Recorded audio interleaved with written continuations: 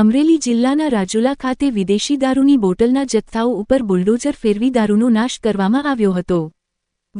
રાજુલામાં police દ્વારા દારૂનો નાશ કરાયો હતો. રાજુલા શહેરના જૂના કડિયાળી રોડ ઉપર આવેલ ડુંગરાળ વિસ્તારમાં દારૂના જથ્થાનો નાશ કરવામાં આવ્યો હતો. જેમાં રાજુલા, જાફરાબાદ મરીન, નાગેશ્રી અને પીપાવાવ મરીન પોલીસ સ્ટેશનના એમ 4 પોલીસ સ્ટેશનના પકડાયેલ વિદેશી દારૂની અલગ અલગ બ્રાન્ડના વિદેશી દારૂના જથ્થાઓ ઉપર બુલડોઝર ફેરવવામાં આવ્યું હતું. 4 પોલીસ સ્ટેશનના કુલ 737 દારૂની બોટલો એકઠી કરી બુલડોઝર ફેરવી દીધું હતું. 3,44,988 રૂપિયાની કિંમતના દારૂનો પોલીસે નાશ કર્યો હતો.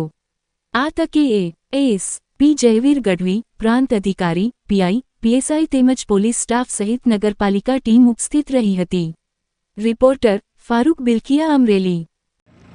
આજરોજ સાવરકુંડલા ડિવિઝનના રાજુલા, જાફરાબાદ મરીન, નાગેશ્રી અને પીપાવાવ મરીનના કુલ 6 ગુનાના જે દારૂનો જે ઇંગ્લિશ IMFL છે એનો નિકાલનો કાર્યક્રમ રાખવામાં આવ્યો હતો. જે અંતર્ગત ટોટલ નંબર ઓફ બોટલ 737, જેની કુલ કિંમત 3,44,988 છે, જેનો નિકાલ કરવામાં આવેલો છે અને જે પણ IMFL હતું એને નષ્ટ કરવામાં આવેલું છે.